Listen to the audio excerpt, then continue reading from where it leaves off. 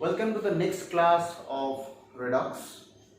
তো আমরা রেডক্সের যে আগের ক্লাসগুলো আমরা আপলোড করেছি সেখানে আমরা শিখিয়েছি how to calculate oxidation number আর ইলেকট্রনিক থিওরি অফ রেডক্স কেন আমরা পড়ি সেটা আমরা ব্যাখ্যা করেছি। আমাদের এখানে আর দুটো রিয়াকশন টাইপের কথা বলার আছে। সো দুটো টাইপ অফ রিয়াকশন আমরা এই ভিডিওতে কভার আপ করবো। একটা হচ্ছে ডিসপ্রপোর্শনেশন রিয়াকশন, এটা এক ধরনের রেডক্স রিয়াকশন। আরেকটা হচ্ছে কম্প্রপোর্শনেশন রিয়াকশন। দুটো রিয়াকশন আমরা কভার আপ করবো, ওকে। আর পরের যে ভিডিওটা আসবে সেই ভিডিওটাতে আমরা আয়ন ইলেকট্রন ব্যালেন্স এই বিষয়টা আমরা আলোচনা করব। তো দেখা যাক ডিসপ্রপোর্শনেশন রিয়াকশন মানেটা কি। ডিসপ্রপোর্শনেশন রিয়াকশন হচ্ছে এমন এক ধরনের রেডক্স রিয়াকশন যেখানে রিয়াক্ট্যান্টে মানে বিক্রিয়ক পদার্থে কোনো একটা পার্টিকুলার রিয়াক্ট্যান্টের যে অক্সিডেশন নাম্বারটা আছে বা যে জারণ অবস্থাটা আছে, প্রোডাক্টে গিয়ে দেখা যায় সেই জারণ অবস্থা দুটো পার্টে ভেঙে গেছে। দুটো পার্টে ইন দ্য সেন্স কিরকম না, মনে করছি ধরো রিয়াক্ট্যান্টে ছিল +5, প্রোডাক্টে যখন গেল ওই এলিমেন্টটার ডিফারেন্ট দুখানা অক্সিডেশন স্টেট দেখা যাচ্ছে। একটা দেখা গেলাম +5 থেকে বেশি, আরেকটা দেখলাম +5 থেকে কম। মানে এটা +3 হতে পারে, +2 হতে পারে, আর +5 থেকে বেশি মানে +6, +7 হোয়াটএভার হতে পারে।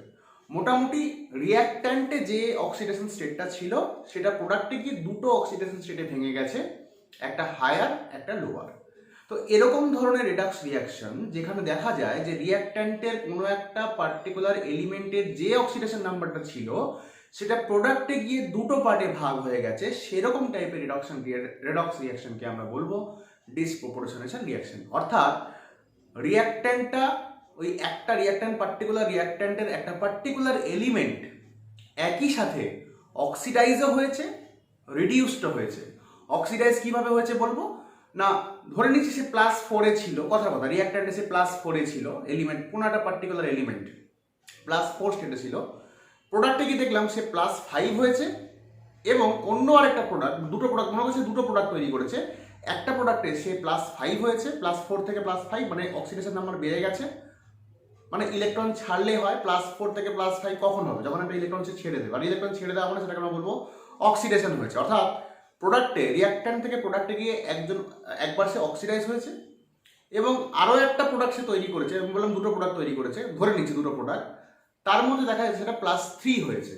তাহলে +4টা দুটো পার্টে ভাঙলো। +4 ছিল সে দুটো পার্টে ভাঙলো। এরকম একটাতে +5 হয়েছে, একটাতে +3 হয়েছে। কথার কথা এই +4 থেকে +5 কি করা হলো, একটা ইলেকট্রন এলিমেন্টটা হোয়াটএভার বি দ্য এলিমেন্ট, মনে করছি সেটা x ছিল, x এর +4 ছিল, সেখান থেকে +5 হয়েছে, তার মানে একটা ইলেকট্রন সে ছেড়েছে।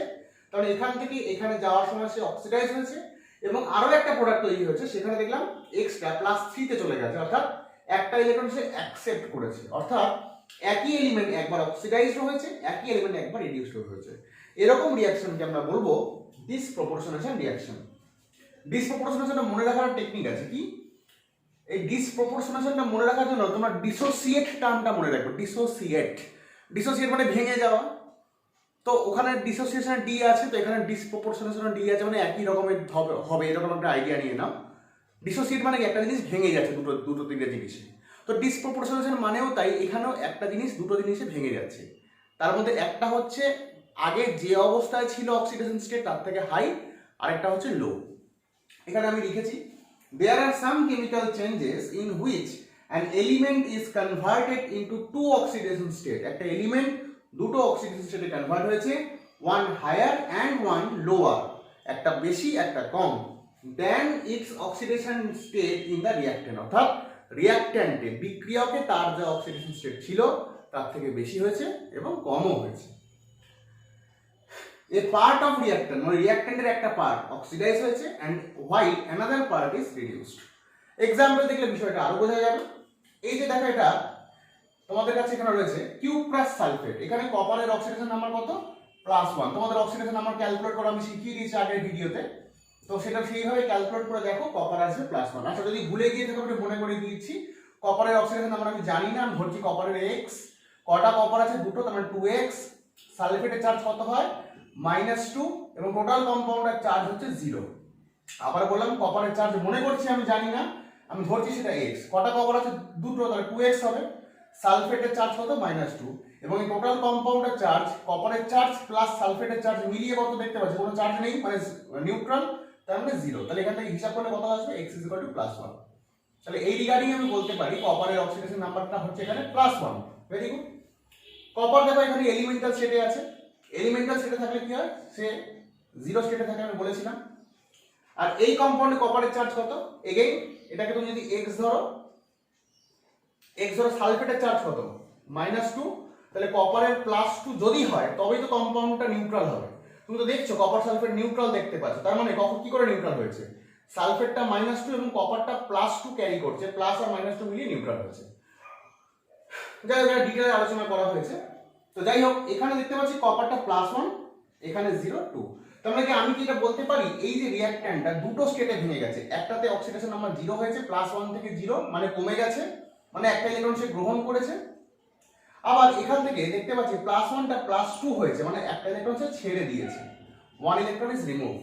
তার মানে এখান থেকে মানে একই জিনিস, খেয়াল করে দেখো 0 হয়েছে মানে 1 এর থেকে কম, মানে একটা লোয়ার হয়েছে, আবার একটা +2 হয়েছে মানে 1 এর থেকে বেশি, মানে একটা হাই হয়েছে। আমাকে বললাম না একটা হাই হবে, একটা হায়ার হবে, একটা লোয়ার হবে, দেখো তাই হয়েছে, একটা লোয়ার হয়েছে, একটা হায়ার হয়েছে। অর্থাৎ +1টা তোমার দুটো স্টেটে ভেঙে গেছে, একটা 0 তে ভেঙেছে, একটা +2 তে ভেঙে গেছে। +1 থেকে 0 মানে এটা লোয়ার হয়েছে, কমে গেছে, +1 থেকে 2 মানে এটা বেড়ে গেছে। অর্থাৎ একটা মিডল অক্সিডেশন স্টেট দুটো ডিফারেন্ট অক্সিডেশন স্টেটে ভেঙে গেছে, একটা হাই এবং একটা লো। এরকম ধরনের রিঅ্যাকশনগুলোকে আমরা বলে থাকি ডিসপ্রপোর্শনেশন রিঅ্যাকশন। এখানে আরো একটা एग्जांपल তোমাদের জন্য দেওয়া রয়েছে।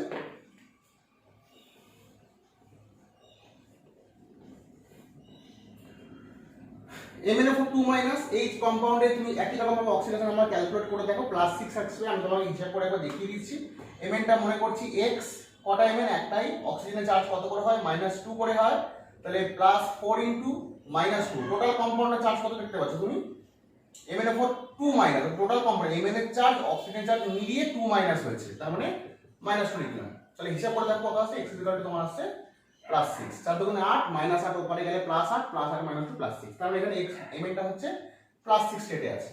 এখানে Mnটা একই ভাবে হিসাব করে দেখো, +7 আসবে, একই রকম হিসাব করো, আর এখানে Mnটা আছে +4। তাহলে এখান থেকে তুমি কি দেখতে পাচ্ছ, +6 স্টেটে থাকা Mn মানে একটা রিঅ্যাকট্যান্ট, সে +7 এও গেছে, +6 স্টেটে থাকা একটা Mn সে +4 এও গেছে।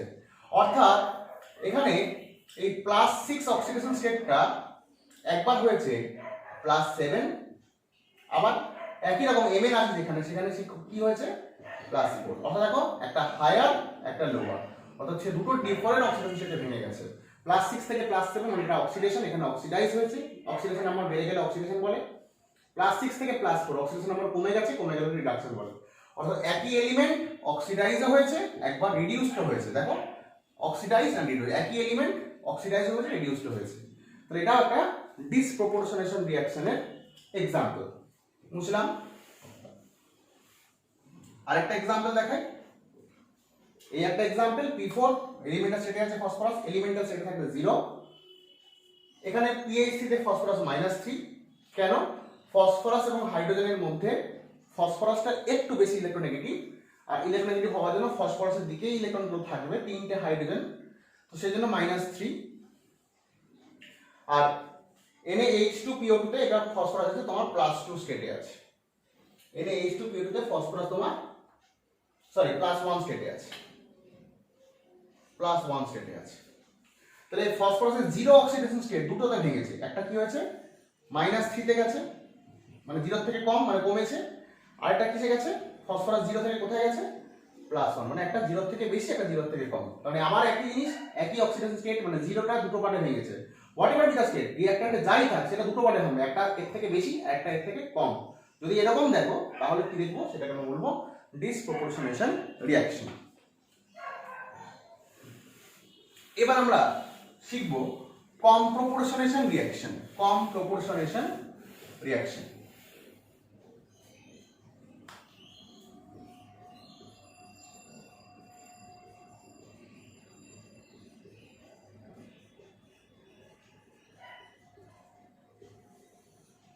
কমপ্রপোর্শনেশন রিঅ্যাকশনকে মোদ্দা কথায় বা এক কথায় বলা যায় রিভার্স অফ